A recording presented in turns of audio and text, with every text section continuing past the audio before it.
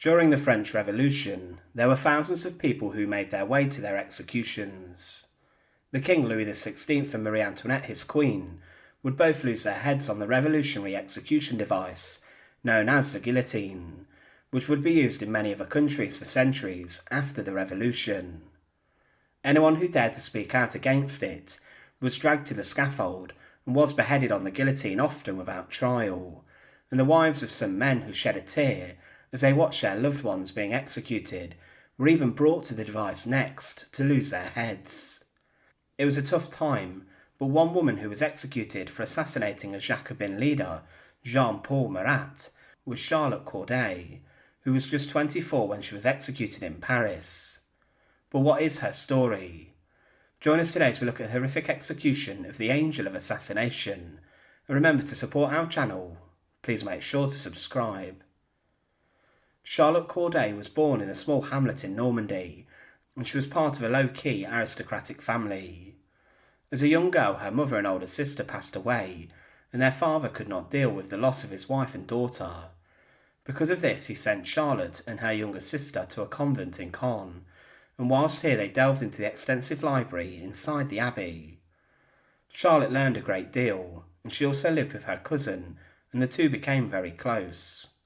She was described as 5 feet and 1 inch, hair and eyebrows auburn, eyes grey, forehead high, mouth medium size, chin dimpled and oval-faced.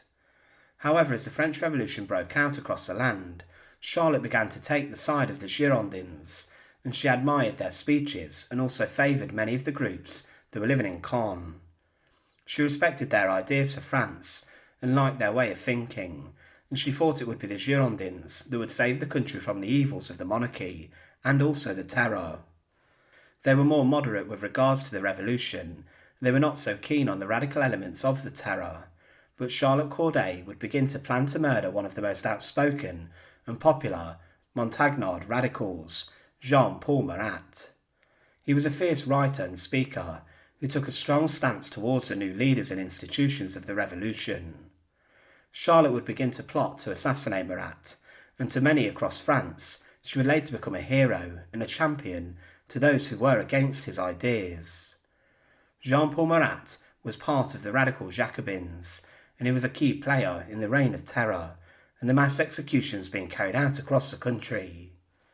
But as a writer, he had a lot of power in his newspaper, and Charlotte's decision to take Marat's life was motivated by her hatred of the September massacres that she believed he was responsible for. She also was worried that there was going to be a full-blown civil war, and she said that the king should not have been executed. Violence was gripping France, and Charlotte would then indulge in this. On the 9th of July 1793, she left her cousin and went to Paris, and she held a room at the Hôtel de Providence. She took with her a kitchen knife that had a 6-inch blade, and over the next few days she wrote a series of letters explaining what her motives were for the assassination she was going to carry out. She planned to kill Marat in front of the whole of the National Convention and to make an example of him. However, she learned he did not attend meetings as he was suffering from a skin disorder. She changed her plans and then went to his own home on the 13th of July, saying she had information of a planned Girondist uprising in Caen, but she was refused entry to begin with. That evening, Marat himself let Charlotte in, and he had a lot of meetings whilst he was in the bath.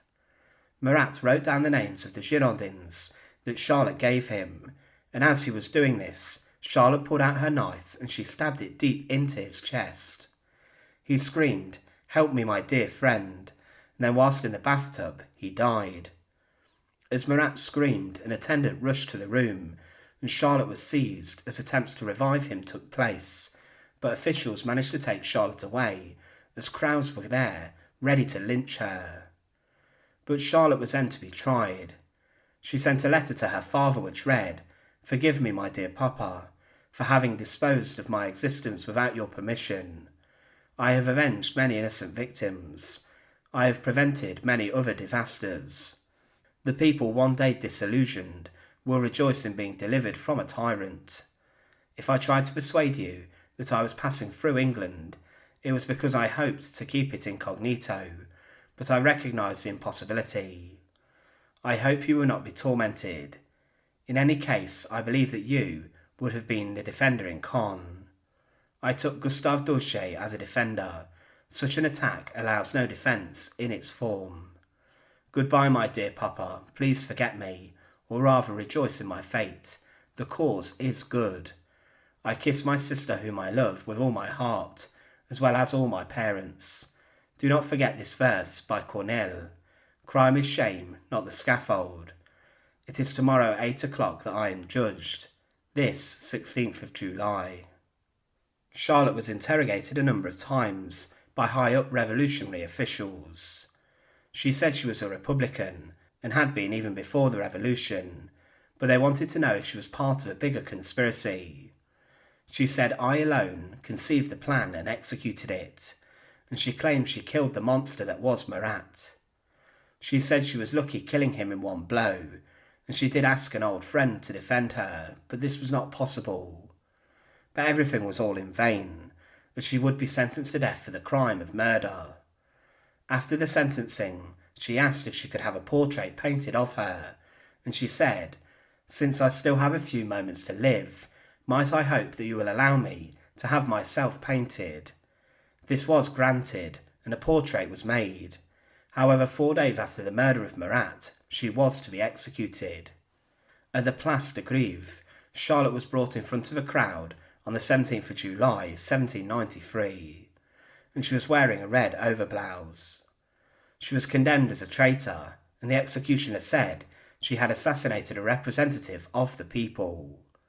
She was stood alone on a cart amongst a huge and angry crowd, and she remained calm despite the summer rainfall battering down. She was then placed under the guillotine, and the executioner pulled the lever, releasing the blade, which then swiftly took off Charlotte Corday's head. She was just 24 when she was executed. After her head had come off, a man lifted her head from the basket and slapped it on the cheek. This was incredibly shocking and terrible. The man who did this was then imprisoned for 3 months. Jacobin leaders ordered an autopsy of her body, also for no medical reason. But Charlotte Corday's actions was considered shocking, as to many men it showed what women were capable of.